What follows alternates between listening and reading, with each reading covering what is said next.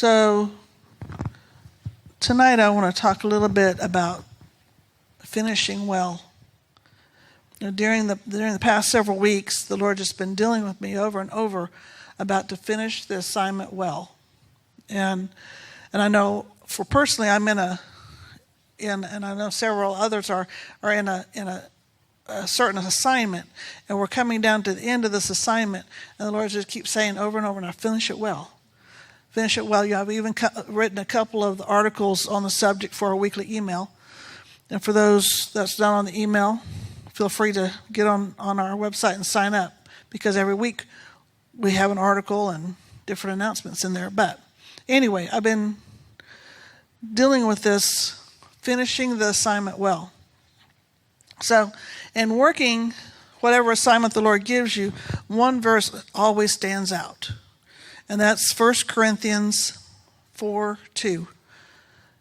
1 Corinthians 4:2 says, "Moreover, it is required in stewards that one be found faithful." And so faithfulness is how we'll be judged in heaven. Faithfulness is the important thing when it comes to assignments. But there's also a lot of other factors along the way, along this journey. So Ecclesiastes chapter 9, starting at verse 10, Ecclesiastes 9:10, "Whatever your hand finds to do, do with your might, for there is no work or device or knowledge or wisdom in the grave where you are going.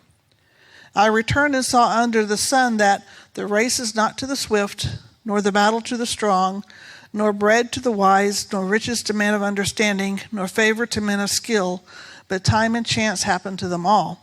So no matter how well we're equipped and how much we prepared, things happen along the way. Right? It affects us. It affects our assignment. So in the end, it's really how you finish that's what's important. In church studies, when you study about how to manage a church and all that stuff, they'll tell you some things. They'll say that 20% of the people do 80% of the work.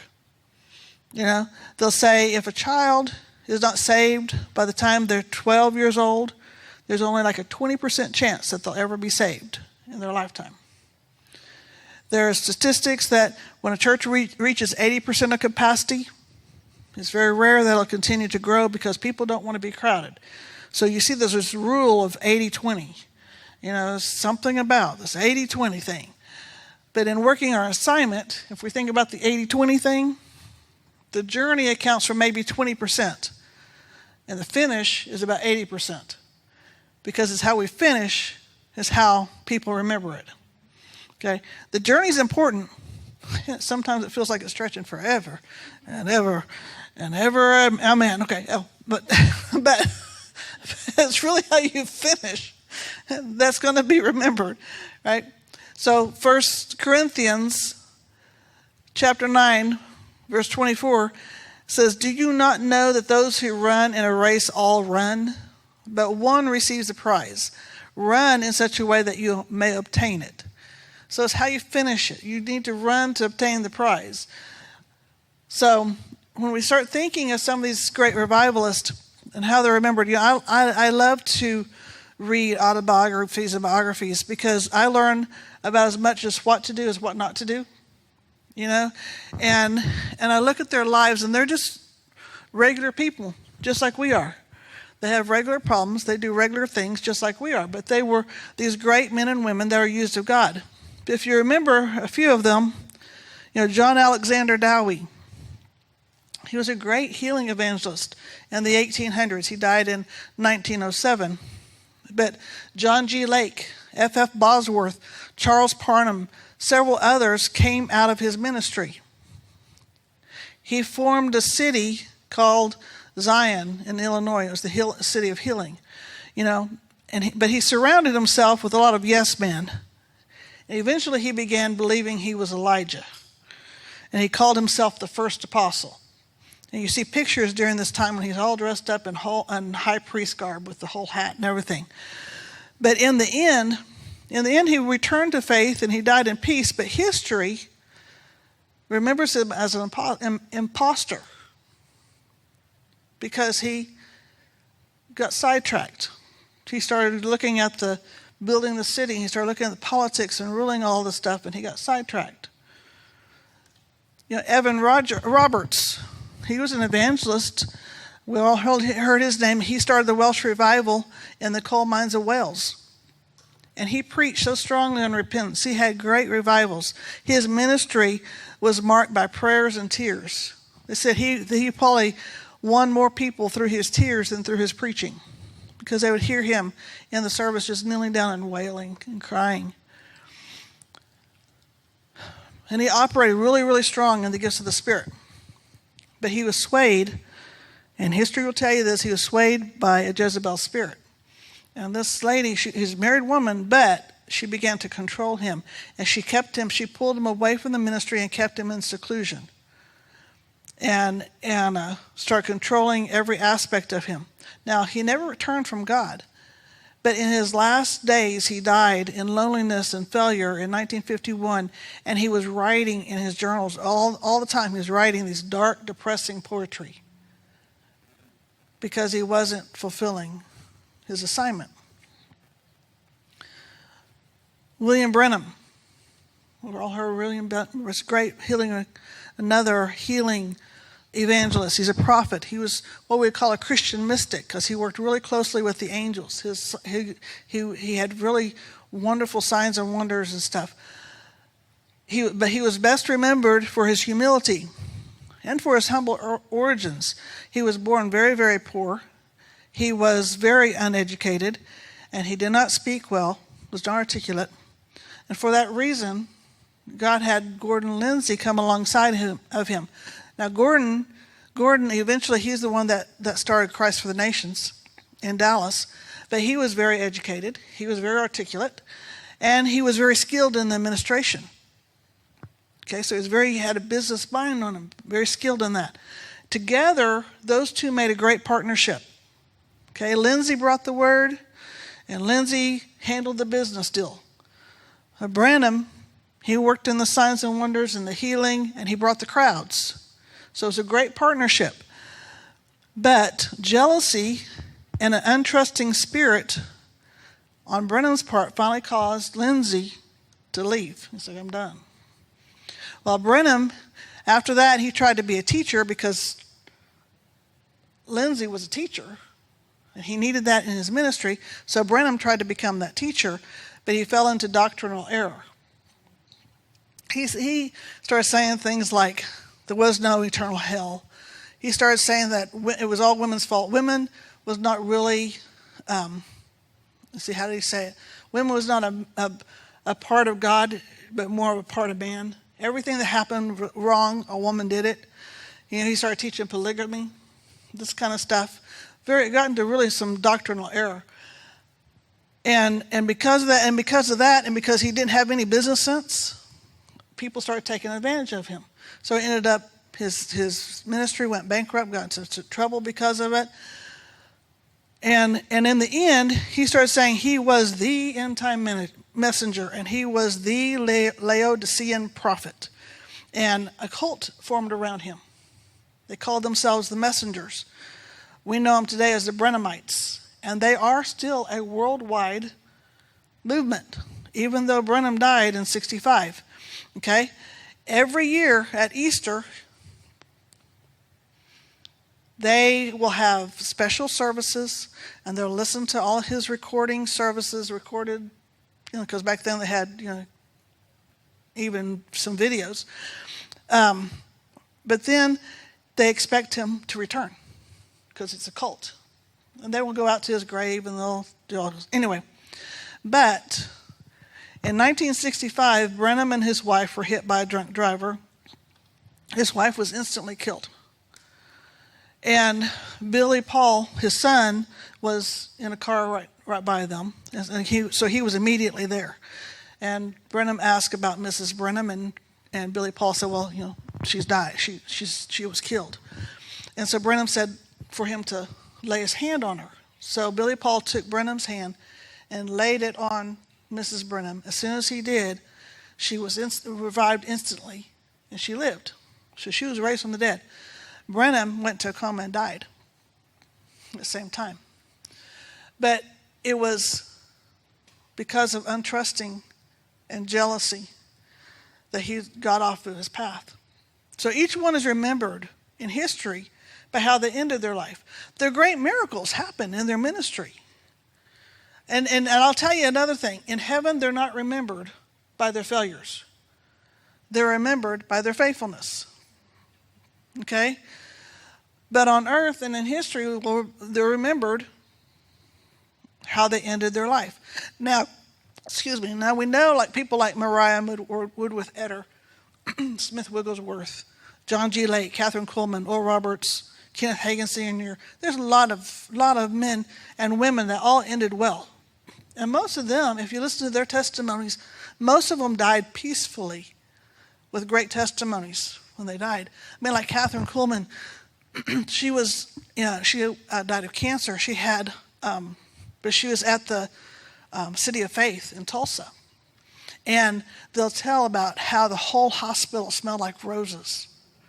And her floor was just filled with tangible peace. You could just tangibly feel the peace when you walked on the floor. And that when she passed, this light filled her room. And she passed peacefully with a smile on her face. In fact, Oral Roberts and Evelyn Roberts went up to pray for her. And she put up her finger and said, no. She's like, don't pray for me. She was ready to go. But that was her testimony. She finished well. Oral Roberts, I remember, because that wasn't that long ago, he was calling in all these ministers, young ministers, old ministers, well-known people that nobody knew. But he would call them in, and every week or every time he would feel strong enough, he'd have this whole group there.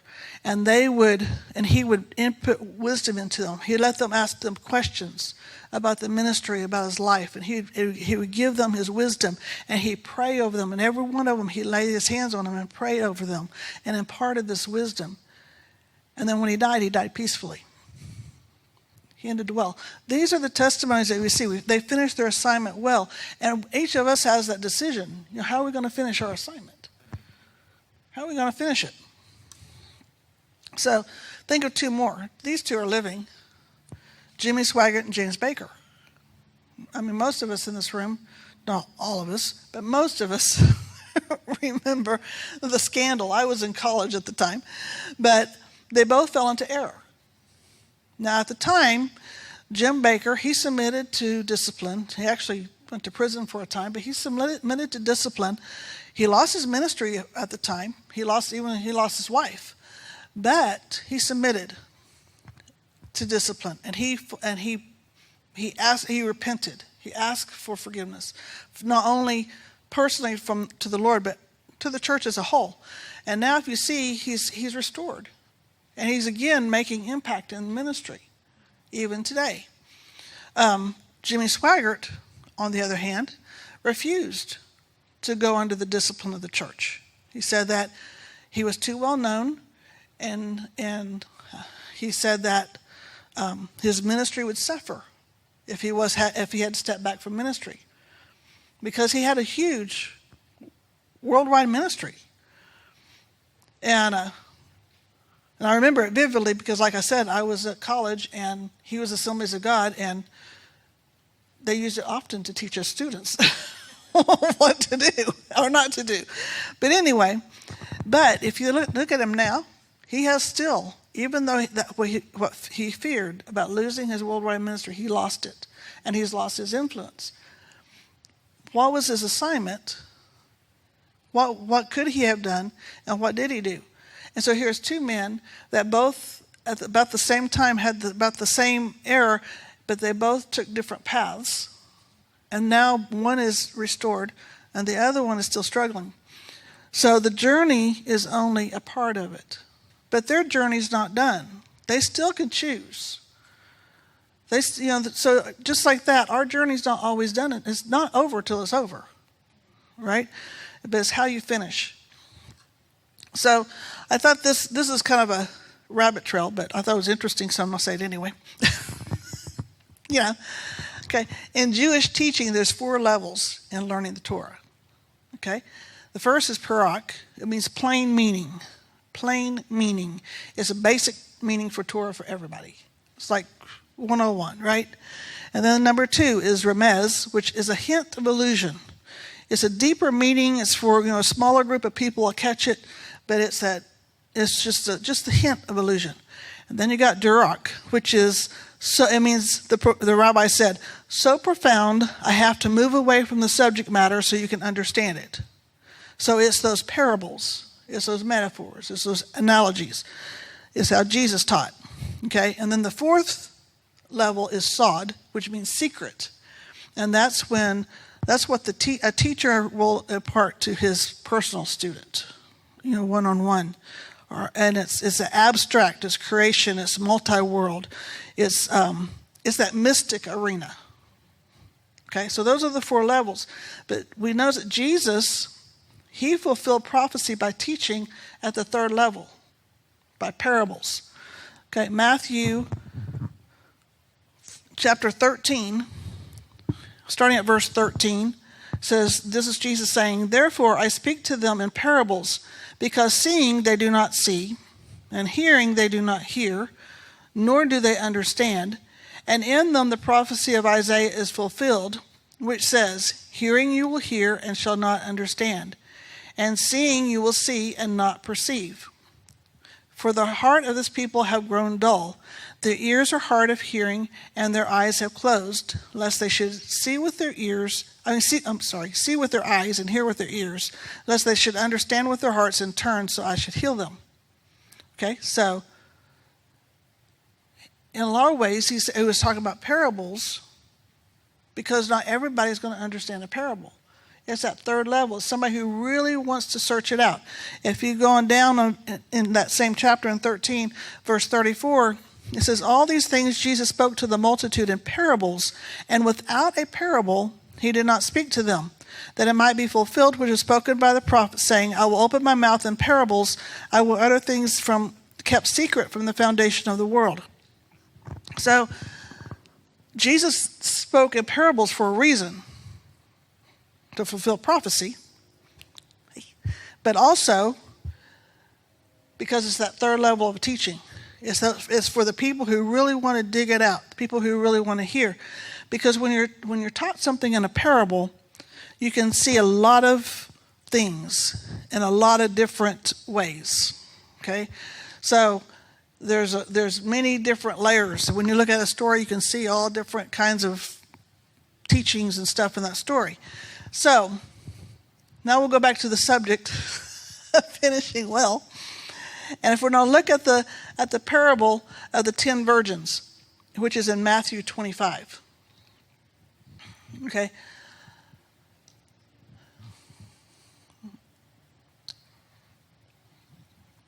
So Matthew 25, starting at verse 1. It says, then the kingdom of heaven shall be likened to 10 virgins who took their lamps and went out to meet the bridegroom. Now 5 of them were wise and 5 were foolish. Those who were foolish took their lamps and took no oil with them, but the wise took oil in their vessels with their lamps. But while the bridegroom was delayed, they all slumbered and slept. Verse 6, and at midnight a cry was heard, behold, the bridegroom is coming, go out to meet him. Then all those virgins arose and trimmed their lamps. And the foolish said to the wise, give us some of your oil, for our lamps are going out. But the wise answered, saying, no, lest there should not be enough for us and you, but go rather to those who sell and buy for yourself. And while they went to buy, the bridegroom came, and those who were ready went in with him to the wedding, and the door was shut.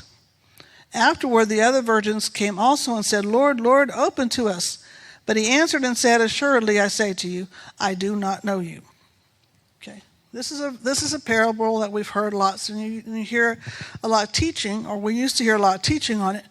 And most of the time we look at the fact that the foolish didn't take enough oil. Okay, well, that's really true. It's a fact. I'm not going to negate that. They weren't prepared. They were not prepared. And sometimes even the best laid plans will fail. But the foolish were not prepared. they didn't take enough oil, and the bridegroom was late. Okay? So, but let's look at this a little bit different. Let's just, for sake of argument, let's just look at it a little bit different. Okay, if we think of the virgins in terms of our modern day bridesmaids and groomsmen at a wedding, okay, they would have been the groom's best friends. They would have been his relatives, people he knew, right? Okay, so in that situation, would it have been more important to the bridegroom for them to be at his wedding, to dance and to celebrate, or for the lamps to be full? Would the bridegroom rather his friends and his relatives be there with him? Or does he want them to be all nice and pretty and have full lamps? You know, even if the lamp was sputtering or even out, because it said in there that their lamps were going out. The lamps weren't even out yet. But it says they were going out. The bridegroom would have let them into the wedding, okay? Because he wants them in the wedding regardless of the lamps. The lamp wasn't the issue. They were his friends. They were his relatives. They were his little sisters. They were his cousins. They were the people that were precious to him. He wants them with them at his wedding. Okay, and think about this. There were still 5 lamps that were full of oil. So there would still been enough light, right? So even though their lamps were going out, what was their assignment? So here's a few points to think about, okay? And I know I'm just dig deep, okay? This is just another aspect of this parable.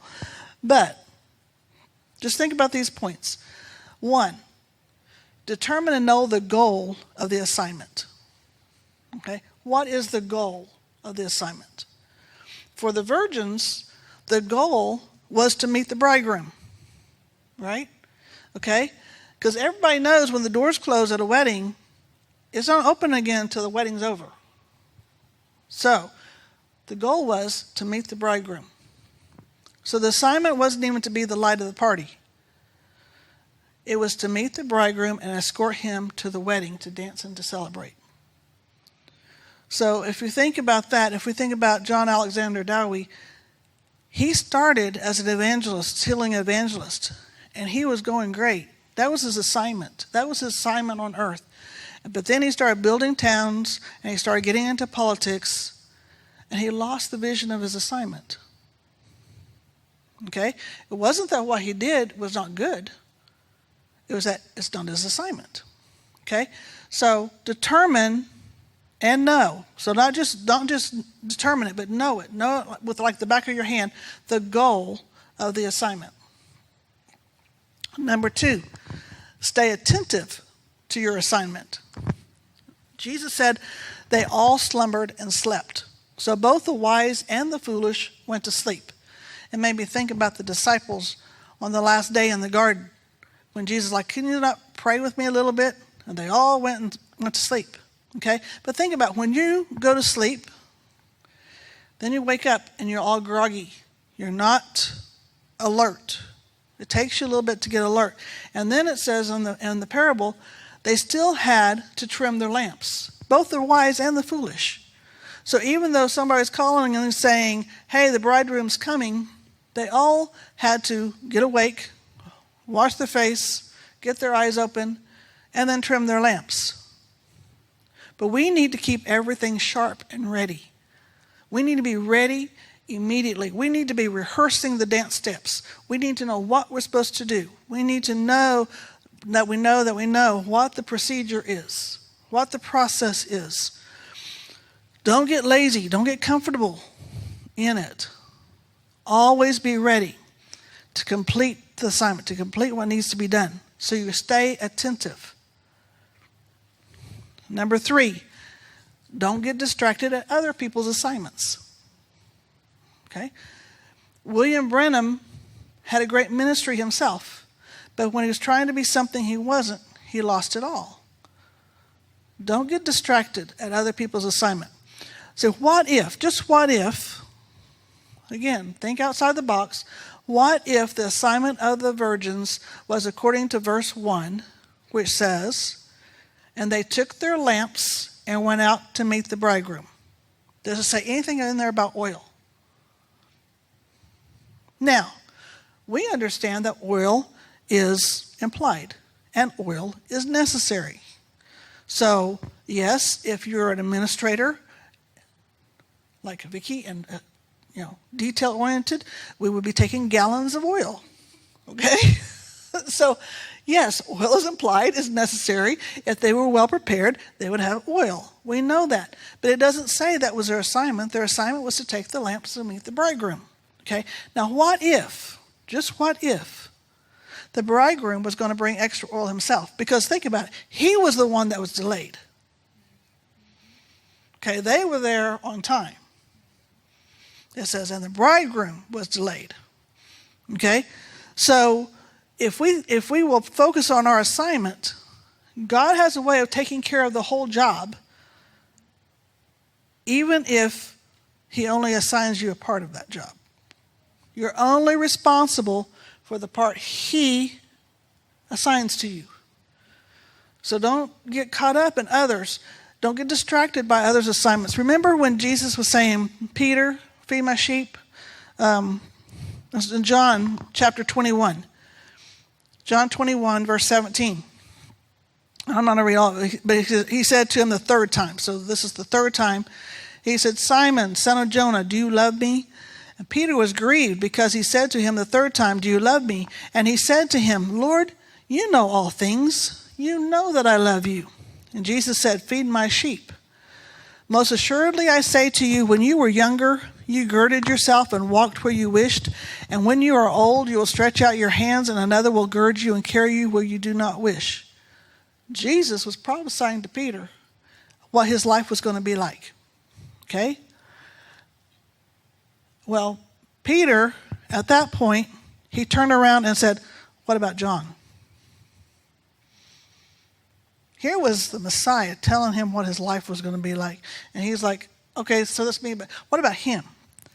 And in verse 21, Peter, seeing him, said to Jesus, but Lord, what about this man? And Jesus said to him, if I will that he remains till I come, what is that to you? You follow me. Okay? In other words, their assignment's none of your business. Okay? We have to keep our eyes on our own assignment. Not worry about what somebody else is doing. No, not worrying about what somebody else's assignment is. I mean, if we're there to help somebody, that's fine, but that's not our assignment. Our responsibility is our assignment. Okay? That's just like, I'm working on this assignment. Vicki has a part of this assignment. Laura has a part. Johnny has a part. Steve has a part. We all have a part. Each of us have a little slightly different part. Do I worry about them? No. Do I talk to them about theirs? Yes. Do I encourage them? Yes. Do I help them in any way? Yes. But their assignment's not my assignment. So I have to make sure that I'm keeping my assignment, my responsibility. I'm staying faithful to what God is telling me to do. That is what's important. Okay? We're all good? Okay. Number 4, place value on your assignment. You're the only one who can place the value on your assignment. And how you value it will determine how others will value it. So you had to place value on your assignment. It was, quote unquote, the wise virgins who told the foolish to go to the store and buy some oil. Now think about it. It's midnight. Okay? The stores are closed. First of all, and the other thing, everybody knew they didn't have time for it. Here comes the bridegroom. Oh yeah, he's already coming, so yeah, take off, go to the store. They didn't like to jump in the car and go. I mean, it took time to walk. Okay? So it was the wise ones, their companions, their friends, that said, leave your post, go to the store. Okay? Now the foolish were foolish to go. But, okay, they left their post because they did not esteem what their assignment was. What was their assignment? To meet the bridegroom. It was not to go to the store. It wasn't about the oil. It was about to meet the bridegroom. So I think Evan Roberts allowed others to control his assignment. And by it, they controlled his whole life. Okay, he was very young when they started controlling him. And he ended up lonely and depressed because he did not value and understand what God had placed in him. He did not put that value on his own life. To him, he was nothing, so let everybody else take care of it. Okay? Your place, if you're a place, speak it. Okay. If you place importance on it, others around you will too. If you don't place that importance on it, others won't. Okay? If somebody's trying to distract me from my assignment and I allow that, that's on me. Okay? And if I say enough, no, this is my assignment, my family's heard enough. I've got to fulfill my assignment. My assignment is to be at such and such a place. My assignment is to do such and such a thing. And they know that's my assignment. And so, but it's because we've learned to place value on it. Okay? So whether it's the assignment of your life, okay? Your whole life on earth is an assignment. Okay? But then you have special short-term or long-term assignments. So whichever assignment that is, when God gives it to you, you are the only one who will be judged by how faithful you perform it and how well you finish. Steve will not be judged on how well I finished. Even though I'm married to him, even though we're one, even though he influences my life and I influence his, in the end, we're not standing together at the judgment seat of God and being judged together. I'm being judged myself and how well I finished. So, in the end, you're the only one who will be judged how faithful you are in your assignment. 2 Timothy chapter 4, verse 7, Paul was saying to Timothy, I have fought the good fight. I have finished the race. I have kept the faith. Finally, there is laid up for me a crown of righteousness, which the Lord, the righteous judge, will give me on that day, and not to me only, but also to all who have loved his appearing. So when we're finished well, we have a crown of righteousness that the Lord will give us as our reward for finishing well. Okay? So our job is to finish well. So know your assignment. Do your assignment. Don't get distracted. Place value on it, and then finish it well. Amen? Amen. So may the Lord bless us in our assignments.